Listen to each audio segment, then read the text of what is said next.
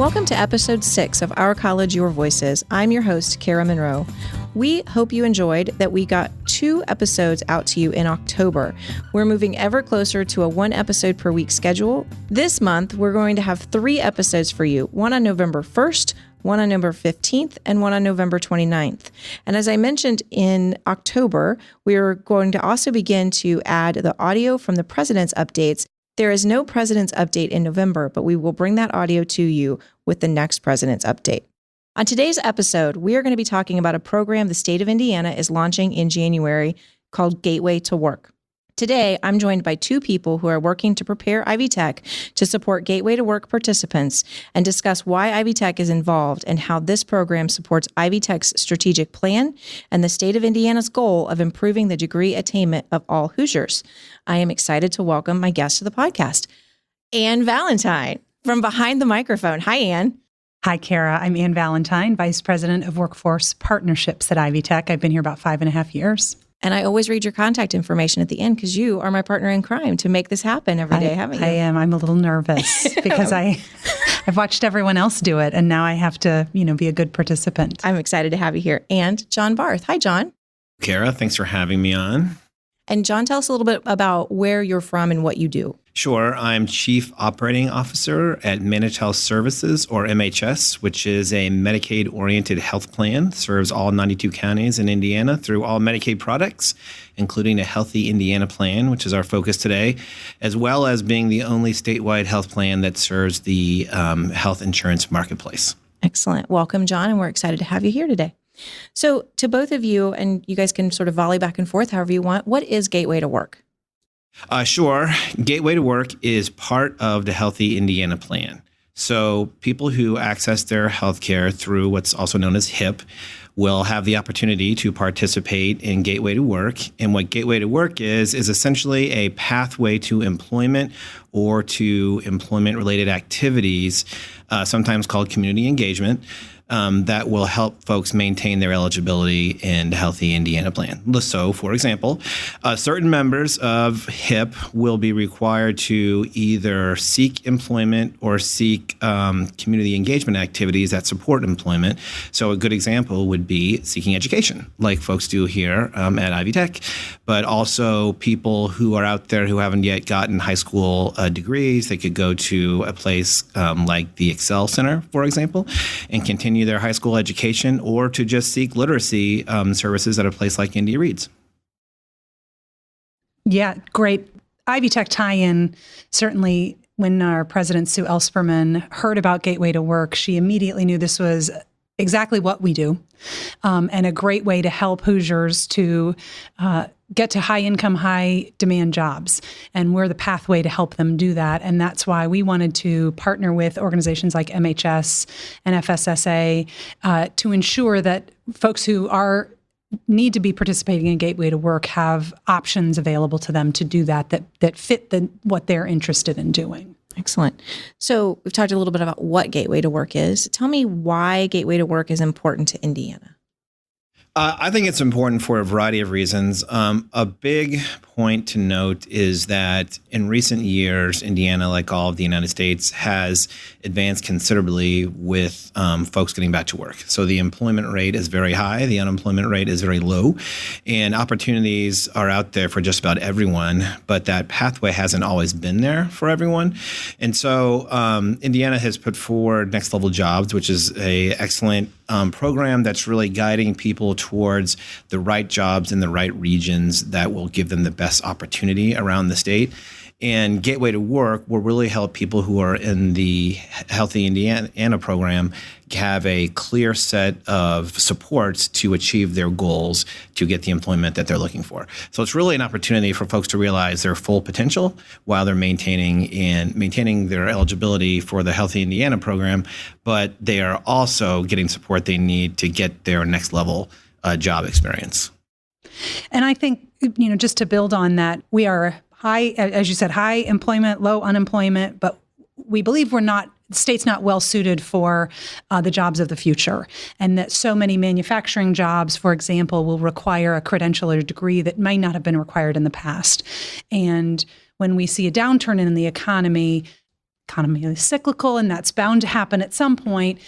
Those who have credentials and degrees are going to be better suited for still having jobs when the economy sees a downturn like that. And this is one way to help support folks who might not be prepared for an economic downturn like that. So that's just another piece of the puzzle for the state of Indiana that Gateway to Work will help us support. And something else to remember about HIP is that in the program, there is sort of every strata that you can imagine of folks in Indiana. So there are people who are work ready, they're just not there yet, and they're working on it. There are also people who struggle with literacy or struggle with other disabilities that are preventing them from achieving their goals. And what's exciting about Gateway to Work is all the health plans associated with HIP are putting in programs to support their members. So let me give you an example. We at MHS are currently doing a pilot to ensure that we are doing all we can do to make achieving members' goals as easy as possible. So what we've discovered is a fair amount of the HIP members, about half of our HIP members who have to participate in Gateway to Work haven't yet graduated from high school. And we think about half of those probably are struggling with literacy. And so what we've done is partner with a nonprofit here in Central Indiana called Indy Reads that has a goal to ensure that everyone in Central Indiana is literate. Partnered with them, and we're pointing our members who want to focus on literacy education to Indy Reads. And then to take away all the barriers associated with it, we are giving them access to the programs via Lyft. So I think everyone knows what Lyft is, or a similar service to Uber, but we're taking away any transportation barriers they may have. And we're also giving them an incentive on our SynAccount reward, which is a prepaid debit card folks can use at Walmart or CVS or any other major retailer to buy health-related products. So they're going to get an incentive for participating in literacy programming, and then an incentive for every step of the way within the program and for completion. So not only are we pointing people to the literacy program that will make their life better, we're also taking away the barrier of transportation and giving them a reward for participation. So across the board, we're testing right now if that model will really help get people on the pathway to self-sustainability.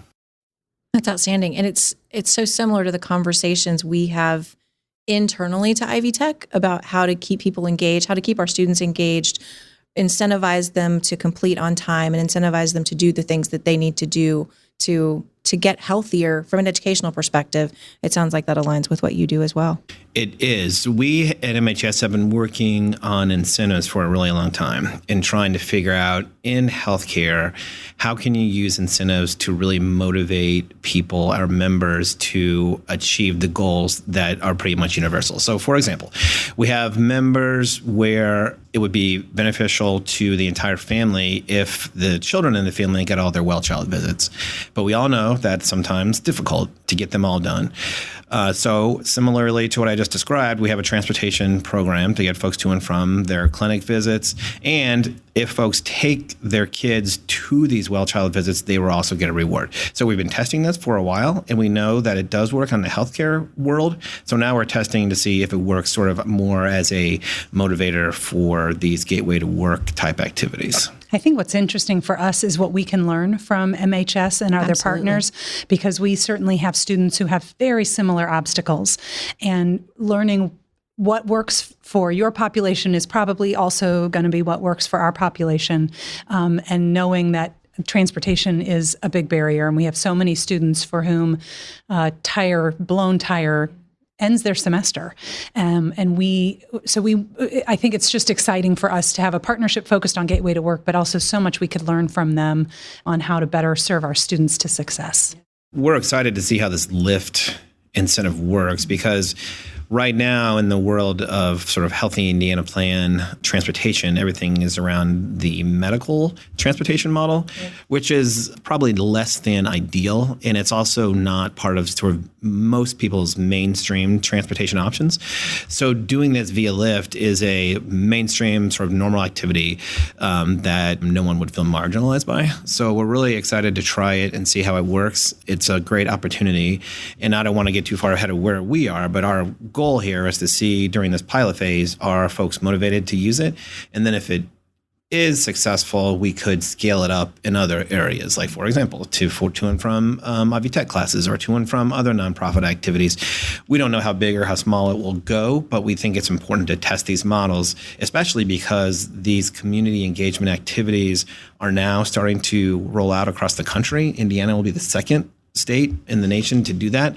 And we've learned something important from Arkansas, which just went live earlier this year, is that their initial rollout has not been as successful, I think, as they had hoped. And the biggest problem that seems to have occurred is that the communication to members and the incentives, I don't think we're all totally tuned in. And so we're trying to learn from that now and correct for that before we go live in January. So tell me about MHS and its involvement in Gateway to Work. Sure. So MHS is one of 4 health plans that serves the Healthy Indiana Plan program. And all 4 of us have a role in serving our members who are participating in HIP and Gateway to Work. And so there's a number of requirements that we're meeting. And the gist of it is, from a requirement standpoint, that we need to work with our members to make sure they understand Gateway to Work, and we need to support them in achieving it. So that's just a baseline expectation. So we at MHS are going to take that up several notches. And I already described the pilot we're doing with Indy Reads. But something that I think is important in HIP is that, in general, HIP as a consumer-based model of healthcare delivery, which has been a test in Indiana, a successful one that other states have modeled, is that the state expects a lot from the members as far as being engaged in their healthcare and having healthcare literacy and really understanding the program and being accountable to it. And so that in turn means that we as a health plan have a higher level of accountability and being smart about how we communicate with members. And so we need to do a really good job in communicating with members and explaining how Gateway to Work works. And so communicating to a broad set of members a fairly complicated program is something we have a lot of experience doing, because that's how HIP works in general, and Gateway to Work adds another layer on that. So MHS has gotten increasingly sophisticated in how we message to our members. Clear, precise messaging, repeated over and over. We do A/B testing repeatedly with our members. Do they understand this phrase better or that phrase better?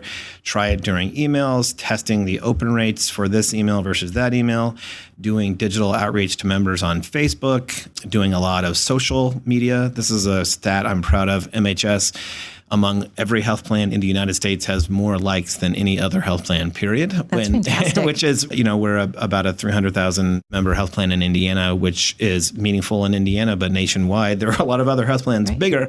And so the fact that we have that many likes on Facebook means we're doing a good job communicating to our members.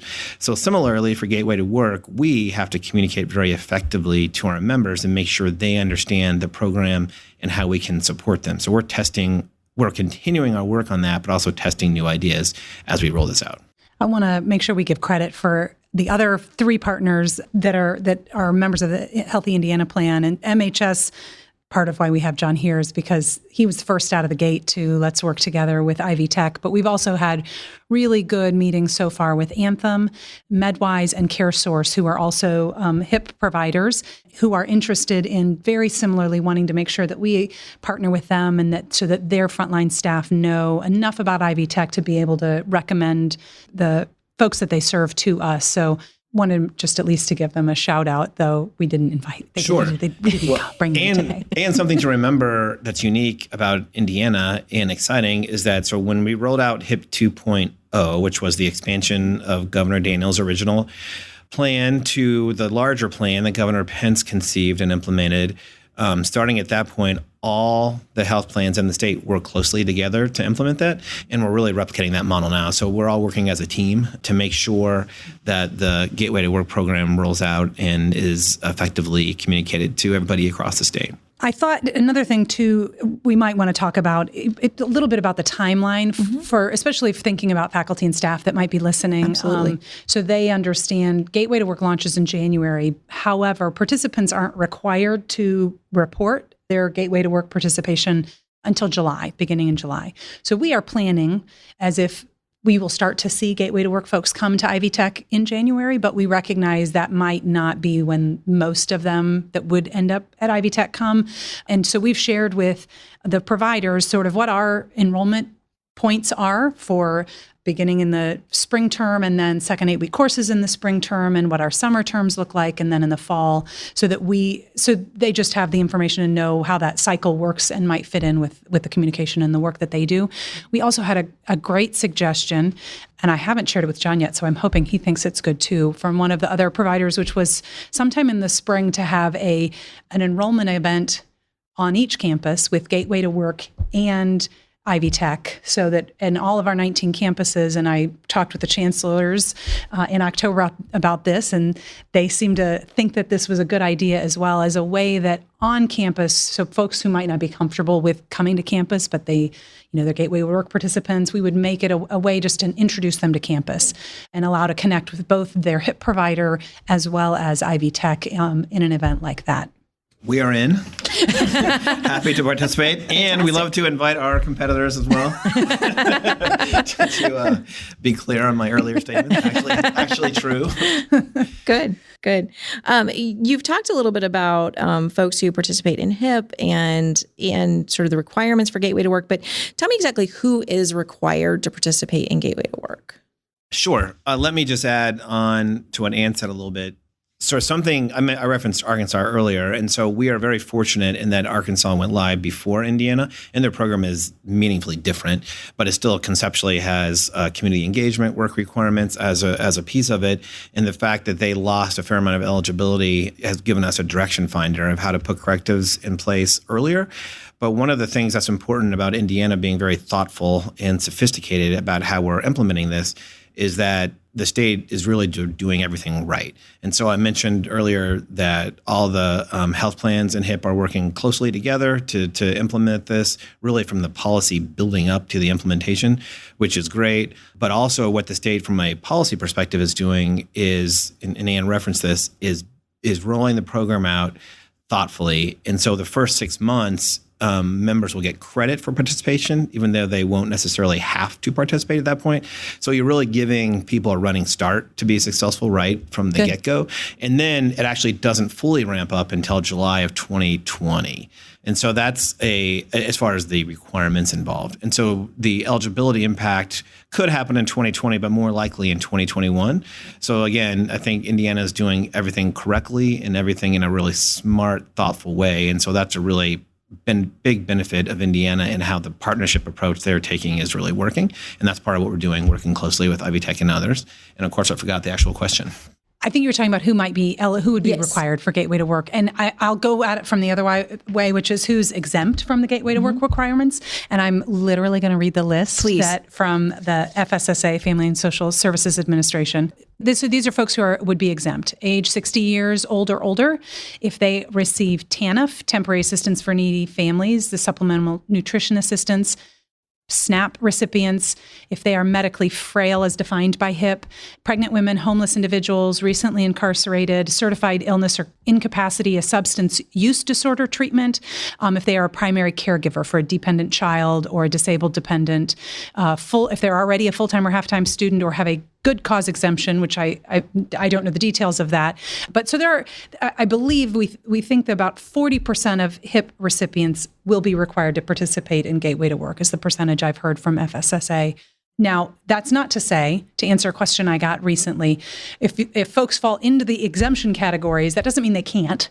Like certainly at Ivy Tech, we would love to serve any and all who come to us. So folks still can, but they won't be required to be a Gateway to Work participant. Yeah, that's a great point, that there are a fair amount of exemptions and they are on target. However, everyone who is in that exempt status doesn't have to be exempt. If they want the benefits of Gateway to Work, or GTW, as we call it, they are welcome to participate, and we all support that. And so, for example, we'll be hiring people starting they'll be starting in December, but starting to work with members in January to do an assessment and to work with them carefully and to identify, is their interest in finding a particular targeted job? Is their interest in pursuing more educational opportunities? Or do they want to have a more robust volunteer experience in their life? Because that also counts. Figuring that out. And so our members who are required to participate obviously will be going through that process, but any HIP member who wants to participate in that and benefit from that is welcome to do so. John mentioned something earlier I wanted to make sure we touched on a little bit, which was the Next Level Jobs program that is also a state of Indiana program that Governor Holcomb launched last summer. I like to say he launched it about 4 hours before our semester started. Yes. So it was challenging for us to get fully up to speed on that, but we have done a great job at Ivy Tech over the last year ensuring that students who might be eligible for the Associated Workforce Ready grant receive that grant, and we guide them into the right CT or TC program for that. And we think that Next Level Jobs and Gateway to Work participants are a natural alignment because it's focused on short-term credentials that get into high-wage, high-demand jobs. Those are stackable credentials that also lead to associate degrees. So there is a pursuit that could happen longer term. But if, for example, someone is overwhelmed at the thought of a 2-year degree, which often takes longer than 2 years, but something shorter term, a year or less, that could still get them a transferable certificate. We want to make sure, and we think that this population is well suited for that sort of thing, and making sure that it aligns with what they're interested in working in, but making sure we get them well prepared for that. And so we think that's a really great alignment. There's also a lot of funding support for that. Gateway to Work participants will, if they come to Ivy Tech, we'll ask them to complete the FAFSA, and that would then, we believe most of them will be eligible to receive federal and state aid. But if not, there's no income requirement for the Workforce Ready grant associated with Next Level Jobs. And so we feel confident we're going to be able to find ways to provide financial aid support to any of the Gateway to Work participants that come to us. Excellent. Why is Ivy Tech involved in Gateway to Work? These are folks we already serve. We believe so many of our students are probably already HIP participants. But it's also, as Sue Ellspermann, our president, says, these are who we ought to be serving if we aren't already. This is an effort to ensure that we help folks find high-wage, high-demand jobs. And Ivy Tech is well suited for that. It aligns perfectly with our strategic plan, which shares the same goal that the state has. Ours specifically says we will eventually be awarding 50,000 credentials annually in order to prepare the workforce, and that builds on a goal that the state of Indiana has. So this is just another way that we can help to serve Hoosiers.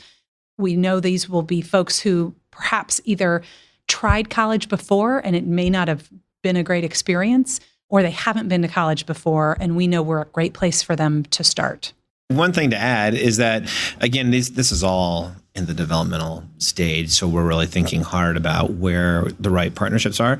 But a great amount of thought has been going into sort of how can a company like MHS work closely with Ivy Tech to sort of support our mutual students or members. And so a good example of that would be if we can figure out where that nexus is, like how many folks you have who are current or former students who we have as current members who, let's say it's a former student, but they're one of our members and they need to be doing this community engagement / work related activity to maintain their eligibility. How can we connect the dots for them? They might not necessarily understand that. So if we can figure out that nexus, then we can do outreach to our members via these many methods I described earlier: social, email, phone, automated phone, et cetera, and make sure they understand, oh, if you stepped away from your experience at Ivy Tech, but you've wanted to go back, this is the right time to do it because It's going to support your HIP eligibility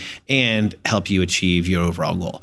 So there's a lot of opportunities there. We're exploring how we can outreach to members, how we can better support to members via these two organizations working together. Awesome. How are the Ivy Tech campuses preparing for Gateway to Work? We are just starting those efforts now. As I mentioned, I've met with the chancellors and shared with them what our planning has been thus far. We're asking each campus to help us identify a lead for Gateway to Work on each campus so we can make sure that there's someone for whom either the providers could go to directly if there was in that local community a need to seek out a particular student or something, The other thing it does is allow us as systems office to have a singular point of contact on a campus to make sure that we're communicating with them and they can help us communicate with frontline staff. I'll be presenting to all of our functional groups that meet, all the vice chancellor groups that meet over the course of the next couple of months to make sure they know what Gateway to Work is and how we're preparing. We're also preparing some virtual trainings that our frontline staff will be provided. Again, these folks are going to be just like every other student that we serve, but we want to make sure that if someone does mention Gateway to Work, we at least are familiar with our frontline staff is familiar with what that is and who the providers might be, that if they have a question that would really go to a provider, we know who to connect them with, that sort of information. And we're also working then with the providers to make sure that they know about Ivy Tech and have materials available for them to use to make sure we connect both directions. Good. As we wrap up today, final thoughts you guys want to share? Sure. I think one thing to think about is that Gateway to Work is working across multiple components of Indiana, the state via the Healthy Indiana Plan program, via Ivy Tech.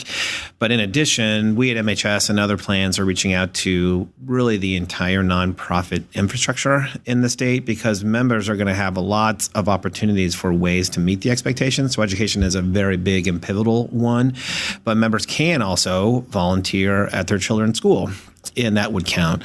They can, if they're engaged at their local church, they can volunteer, and that would count. And lots of nonprofits who already have a mission to support these members will have the opportunity to really communicate about Gateway to Work to them back and forth, much the same way you are preparing for it. They can prepare for it, so that we'll see how effective it will be, but it has the potential to really drive a lot of engagement with the nonprofit world that may or may not have had that depth of engagement or that volume of engagement in the past. So I'm interested to see how that goes. Plus, and I mentioned this earlier, a huge opportunity is for entities such as the Excel Center that do a great job in making sure that adults who want to return and get their high school degrees have that opportunity. I think it's another way, too, for our campuses to really build on Goal 7 in our strategic plan related to community, as well as Goal 1, Strategy 1.1, which talks about wraparound services. So it's another, even though our focus is on ensuring that these particular populations come and enroll in Ivy Tech and we provide supports for them, I think there's a lot we can learn from our partner providers, but also support in our community to help our students. I really keyed on that lift idea at the beginning around Goal 1.1. We know travel is such a challenge for our students, and I thought, there's something we need to learn here from that. So I can't wait to see how that goes. I learned from you today, and I heard you both reference Goal 1, Strategy 1, and I cannot do that about my goals in my job. So I'm going to go memorize that and start busting that out because that was very impressive. We do speak a language all our own about the strategic plan. All right. Well, we really hope that today's conversation has helped you learn a little bit more about Gateway to Work and how Ivy Tech is preparing to help Gateway to Work participants. In each episode, we're going to ask you to engage in a call to action. First, if you'd like to learn more about Gateway to Work, you can check out the FSSA Gateway to Work website at www.in.gov/FSSA. We'd also love to hear your ideas of ways Ivy Tech can prepare to support students enrolled in Gateway to Work, things we should consider that we might not have contemplated yet. So in our episode with the Student Government Association, Ella Hill suggested that we have somebody else read the end credits. So when I get somebody brave enough to do it, and Anne, you're going to take it. All right, go for it. Thank you for joining episode 6 of Our College, Your Voices. Kara and I would like to thank the members of today's panel, Kara, and myself, Anne Penny Valentine, Vice President for Workforce Partnerships. You can connect with me on Twitter at IndyPenny. John Barth is Chief Operating Officer at MHS. So you can connect with MHS at MHS Indiana. On Twitter at MHS Indiana or on Facebook, as I noted earlier. Our host is Kara Monroe, and you can connect with her on Twitter at KNM Tweets. I'm also the producer. You hear that at the end of every episode. Our website, ivytech.edu/podcast, is maintained by Tracy Allen. Production assistance is provided by Becky Campbell and the Ivy Tech Community College marketing team. Podcast concept by Matthew Pittman. Theme music, recording, and post-production services provided by Jen Eads at the Brassy Broadcasting Company. We'll see you next time on Our College, Your Voices.